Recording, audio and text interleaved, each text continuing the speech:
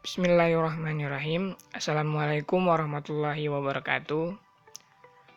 Sebelumnya, terima kasih kepada Bu Rehan selaku dosen pembimbing.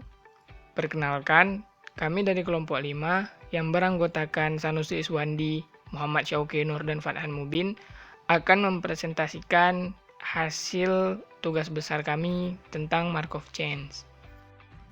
Baik, untuk penjelasan awal akan dijelaskan oleh Muhammad Syauqi Nur. Kepada Muhammad Syauqi Nur, dipersilahkan.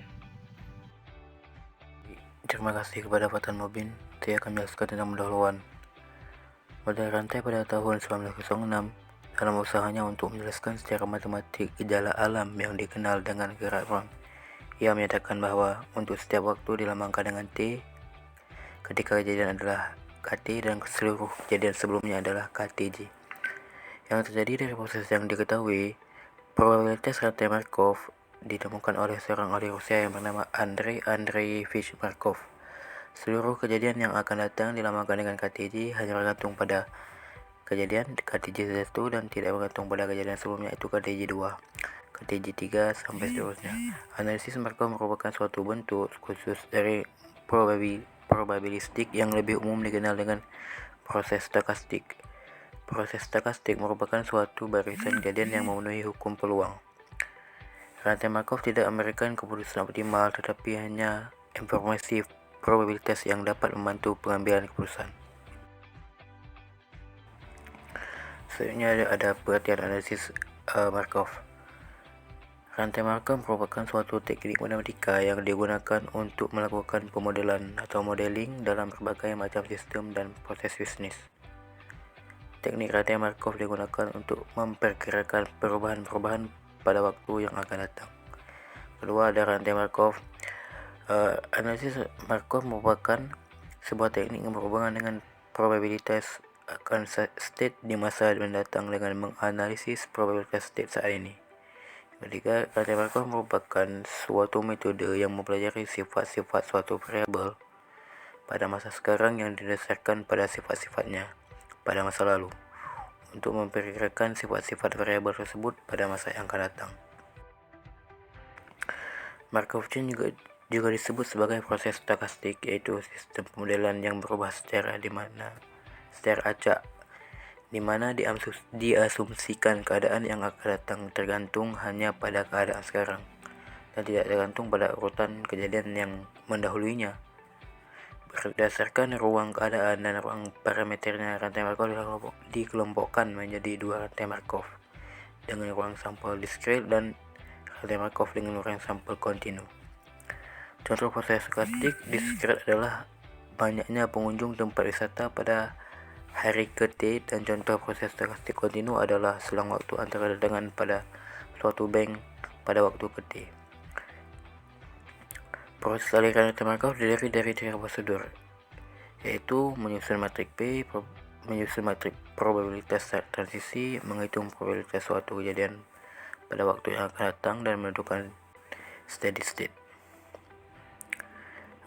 Baik, sekian dari saya kembalikan ke moderator. Baik, terima kasih kepada Saudara Muhammad Syauqi Nur. Selanjutnya, untuk aplikasi dan syarat rantai Markov akan dijelaskan oleh saya sendiri. Analisis Markov sangat banyak digunakan dalam menganalisa tentang perpindahan merek dalam pemasaran, peluang kerusakan mesin, perencanaan penjualan, analisa hutang tak tertagih, antrian, perubahan harga pasar saham, dan masih banyak lagi yang lainnya. Pada matrik probabilitas dikatakan, sebuah rantai Markov jika memenuhi syarat bahwa jumlah probabilitas transisi pada keadaan awal harus bernilai 1. Bilangan non-negatif, probabilitas konstan setiap waktu dan keadaannya independen terhadap waktu. Kemudian state dan probabilitas state. State digunakan untuk mengidentifikasi seluruh kondisi yang mungkin dari suatu proses atau sistem. Berikut pembagian jenis state. Yang pertama itu ada accessible, yaitu jika dimulai dari state I, akhir sistem akan berpindah ke state J. Kemudian ada communicate, jika state I dapat mencapai J dan J dapat mencapai I.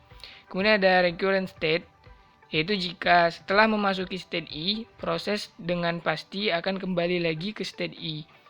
Kemudian ada transit state, yaitu transit state kebalikan dari recurrent state, yaitu state I tidak akan pernah kembali lagi pada state I.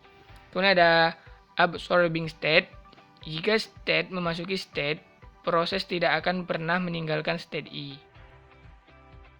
Perhitungan probabilitas state. Suatu kejadian dapat dihitung dengan metode probabilitas tree dan perkalian matriks. Yang kedua itu probabilitas tree merupakan cara yang mudah untuk menggambarkan jumlah terbatas transisi dari suatu rantai Markov. Sedangkan dengan perkalian matriks dapat dilihat juga probabilitas steady state dari rantai Markov. Kemudian probabilitas steady state atau keseimbangan, yaitu nilai setelah proses berjalan selama beberapa periode. Probabilitas status akan bernilai tetap. Probabilitas steady state dihitung menggunakan persamaan state vector B11 seperti pada persamaan berikut di bawah ini. Ya, untuk penjelasan studi kasus akan dijelaskan oleh Saudara Sanusi Swandi. Kepada Sanusi Swandi dipersilakan. Baik, terima kasih kepada Saudara Fatan Mubin. Jadi di sini saya ingin menjelaskan tentang studi kasus atau contoh dalam rantai Markov untuk jenis timeline discrete. Yaitu di sini kami ambil sebagai contoh sebuah industri smartphone merupakan industri yang mengalami pergerakan yang sangat cepat dan teknologi menyediakan motivasi bagi konsumen untuk mengganti smartphone tiap tahunnya. 3 merek tertentu yaitu X, Y, dan Z merupakan brand yang menguasai pangsa pasar. Jika orang memiliki smartphone X akan kembali membeli smartphone X sebesar 86% dan sisanya akan membeli brand lain dengan peluang yang sama besar. Kemudian orang yang memiliki smartphone Y akan membeli lagi smartphone yang Y yaitu sebesar 75%. Sementara itu 10% akan membeli smartphone X dan 15% akan membeli smartphone Z. Kemudian 70% orang yang memiliki smartphone Z akan membeli kembali smartphone Z. Tetapi 10% akan membeli smartphone X dan sisanya membeli produk smartphone Y. Tiap brand produk memiliki 50.000 konsumen yang berencana membeli sebuah smartphone baru pada tahun depan. Berapakah banyak smartphone dari tiap brand akan dibeli, dan hitunglah probabilitas masing-masing brand pada kondisi steady state. Berdasarkan kasus di atas, agar lebih mudah, terlebih dahulu kita analisis dulu kalau bentuk tabel, yaitu dengan brand X dan brand Y dengan jumlah konsumen yang telah berdasarkan soal.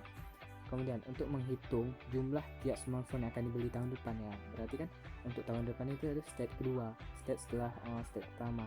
Jadi untuk menghitung state kedua itu kita dapat menghitung dengan mengalihkan probabilitasnya, matriks probabilitasnya atau dengan P kuadrat. Sehingga dari persamaan di atas kita buat terlebih dahulu, yaitu matriks probabilitas, yaitu seperti yang ditampilkan, yaitu P sama dengan 0,86 dan seterusnya. Setelah mendapatkan nilai probabilitasnya, maka kita mengalihkan, yaitu dengan mengalihkan mencari P kuadrat atau dengan mengalihkan setiap matriks probabilitas itu dengan matriks itu sendiri gitu, sehingga menghasilkan hasil untuk P kuadrat, yaitu untuk brand X akan membeli brand X yaitu 0,75, dan brand X akan pindah ke Y, dari yang memiliki brand X akan pindah ke Y yaitu 0,217 dan seterusnya. Kemudian setelah melakukan pengalian terhadap matriks probabilitasnya, mendapatkan matriks probabilitas pada step kedua, lebih mudah kita melakukan rekapitulasi hasil perhitungan, yaitu seperti tampak pada tabel di sini, yaitu dimana untuk brand X akan membeli lagi, yang memiliki brand X akan membeli brand X lagi, yaitu dengan probabilitas 0,754 dan seterusnya.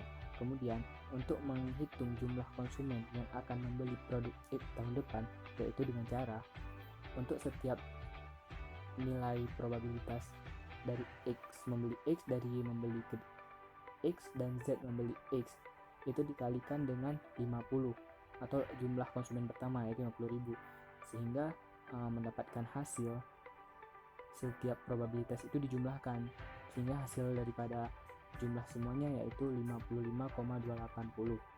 Itu untuk yang membeli produk X pada tahun depan, dan begitu pula untuk produk Y dan Z, sama juga cara perhitungannya. Setelah itu, setelah mendapatkan tabel ini, kita dapat menyimpulkan bahwa pada tahun depan konsumen yang akan membeli smartphone X akan membeli smartphone X lagi sebesar 75,4%, membeli smartphone Y sebesar 12,7%, serta membeli smartphone Z sebesar 12%. Kemudian untuk tahun ke depan, jika yang memiliki smartphone Y akan membeli smartphone Y lagi sebesar 60%, kemudian membeli smartphone X sebesar 17,6%, serta membeli smartphone Z sebesar 22,5%. Dan itu juga berlaku pada produk Z, yaitu pada produk Z akan, jika dia memiliki produk Z, akan membeli lagi produk Z tersebut sebesar 52,7%, dan akan membeli produk X sebesar 17,6%, serta membeli produk Y sebesar 29,7%. Sehingga dapat disimpulkan bahwa jumlah smartphone yang akan dibeli pada tahun depan untuk smartphone X yaitu sebesar 55.280 unit, untuk smartphone Y sebesar 51.160 unit, dan untuk smartphone Z sebesar 43.560 unit. Kemudian untuk pertanyaan kedua, yaitu untuk menghitung berapa probabilitas steady state tiap brand, yaitu kita dapat menghitung dengan dua cara, yaitu yang pertama bisa dengan cara mengalihkan setiap matriks probabilitas itu dengan probabilitasnya sendiri, sehingga kapan dia dikatakan steady state, yaitu ketika ketika setiap kolomnya itu menghasilkan nilai yang sama. Jika sudah mendapatkan hasil yang sama, itu berarti sudah masuk ke dalam steady state, atau pada state tersebut sudah dikatakan steady state. Nah, itu dapat dilihat karena tadi sudah dilakukan P kuadrat, yaitu selanjutnya kita lakukan pemangkatan, yaitu P kuadrat dikali dengan P kuadrat, jadi kan P pangkat 4. Kemudian setelah kita mengalihkan matriks P pangkat 2 dikali dengan pangkat 2, itu menghasilkan matriks probabilitasnya yaitu 0,61 untuk X akan membeli X, dan seterusnya. Dan setelah beberapa step telah dilalui, pada P32 dapat dilihat bahwa nilai untuk probabilitasnya setiap kolom memiliki nilai yang sama. Untuk setiap kolomnya sudah sama, berarti itu sudah masuk ke dalam steady state, atau nilai tetapnya di situ, yaitu untuk produk, jika yang memiliki produk X akan membeli produk X lagi, yaitu sebesar 0,417 atau 41,7%. Berdasarkan di situ dapat dilihat bahwa untuk steady state pada P1, P0, P1, P2 yaitu untuk P0 0,471, P2 0,32, dan P2 0,259. Kemudian untuk cara kedua, kita menggunakan persamaan state vector, yaitu dengan rumus P sama dengan P dikali dengan matriks probability-nya, atau dikali dengan P, di mana P0 tambah P1 tambah PS sama dengan 1. Maka berdasarkan soal di atas, permasalahan di atas, kita dapat membuat persamaan, yaitu P0, P1, P2 akan ada 3 state, yaitu produk X, Y, dan Z. Kita dikalikan dengan matriks probabilitasnya. Kemudian untuk perkalian ini dia menghasilkan persamaan, yaitu persamaan seperti persamaan SPLTV, yaitu 3 variabel. Di mana pada perkalian vektor dengan matriks, yaitu pada baris pertama atau P0 itu dikali dengan kolom pertama, yaitu 0,6, 0,86, 0,1, dan 0,1. Untuk P1 dikali dengan kolom kedua, dan P2 dikalikan dengan kolom ketiga. Kemudian setelah pengalian tersebut, yaitu misalnya P0 sama dengan dikali dengan di dalamnya, di kolom menghasilkan persamaan 0,86 P0 ditambah 0,7 P1 ditambah 0,7 P2. Kemudian persamaan tersebut dipindahkan ke ruas kiri, dan menjadi ruas kanannya menjadi 0. Kemudian persamaan yang memiliki variabel yang sama boleh dijumlahkan atau dikurangkan. Kemudian menghasilkan persamaan yang pertama 0,14 untuk P0 dikurang 0,1 P1 dikurang 0,1 P2 sama dengan 0. Itu untuk persamaan 1. Dan hal itu berlaku juga untuk persamaan lainnya. Kemudian karena syarat dari state vector ini yaitu P1 tambah P2 tambah P3 sama dengan 1, itu menjadi persamaan keempat. Dari persamaan di atas, untuk menghitung nilai P1, P2 dan P1, P2 dengan mengambil 3 persamaan saja biar lebih mudah, yaitu persamaan 2, 3, dan 4. Persamaan tersebut dihitung menggunakan metode persamaan program linier atau persamaan SPLTV. Untuk penyelesaian permasalahan di atas, pada stage pertama kita mengambil dulu yang persamaan yang 2 dan 3. Persamaan tersebut kita eliminasi dulu dari persamaan tersebut yaitu P0. Kemudian karena tadi P0 nya yaitu sama 0,7 dan 0,7, kita bisa langsung melakukan pengurangan dari 0,07 dikurang dengan min 0,07 sama dengan 0, dan begitu pun seterusnya. Kemudian setelah mendapatkan persamaan di atas, kita lakukan pada stage kedua yaitu mengeliminasi P0 pada persamaan 3 dan 4. Kita gabungkan persamaan 3 dan 4. Kemudian dari persamaan 3 dan 4, karena pada nilai ini tidak ada yang sama, sehingga untuk cara menghilangkan P0 yang kita dikalikan dengan nilai sekawannya, yaitu misal yang di bawah kan 1 P0 nya di bawah 1, sedangkan di atas min 0,7, sehingga untuk persamaan di atas dikalikan dengan 1 dan persamaan di bawah dikalikan dengan min 0,07, sehingga menghasilkan daripada persamaan tersebut pada persamaan 6, yaitu min 0,08 P1 tambah 0,7 P2 sama dengan 0,07. Kemudian kita lanjut ke stage 3. Stage 3 di mana kita menggabungkan dua persamaan 5 dan 6 untuk mengeliminasi P1. Hal itu sama juga seperti dilakukan pada stage 2, cuma ini dalam dua P saja, P1 sama P2 saja gitu. Sehingga untuk persamaan di atas kita hilangkan P1 yaitu dengan jumlah P1 0,4, untuk P1 yang di bawah yaitu min 0,8, sehingga untuk persamaan di atas dikalikan dengan min 0,08 dan di bawah dikali dengan 0,4, sehingga menghasilkan pada persamaan tersebut yaitu min 0,18 P2 sama dengan min 0,28. Kemudian min 0,18 dibawa ke ruas kanan, yaitu karena di ruas kirinya perkalian, di ruas kanannya jadi pembagian, sehingga menghasilkan P2 0,259.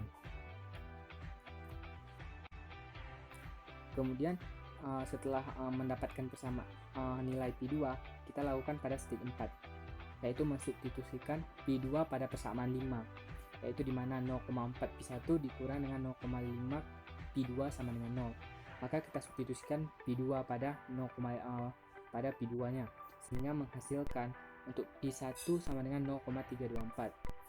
Kemudian setelah mendapatkan nilai P1 dan P2 nya, kita substitusikan nilai P1 dan P2 itu ke dalam persamaan 4 untuk memperoleh nilai P0, yaitu P0 ditambah P1 ditambah P2 sama dengan 1. Kemudian kita masukkan nilai P1 dan P2 nya pada persamaan tersebut, menghasilkan nilai pada P0 sama dengan 0,417. Jadi dapat disimpulkan bahwa perhitungan dengan dua cara ini sama saja. Kalau yang cara pertama tadi menggunakan perkalian matriks, sedangkan yang kedua ini menggunakan persamaan state vector. Jadi pada perhitungan ini dapat disimpulkan bahwa probabilitas steady state pada setiap produk brand yang yaitu brand X, brand Y, dan Z, yaitu untuk brand X yaitu sebesar 41,7%, brand Y sebesar 32,4%, dan brand Z yaitu 25,9%. Jadi dapat dilihat bahwa untuk kasus di sini bahwa produk X memiliki keunggulan lebih besar daripada produk yang lainnya. Baik, sekian dari penjelasan saya. Kembali lagi pada moderator. Baik, terima kasih kepada Saudara Sanusi Iswandi. Cukup sekian yang bisa kami sampaikan. Lebih dan kurang kami mohon maaf. Wabillahi taufiq wal hidayah. Assalamualaikum warahmatullahi wabarakatuh.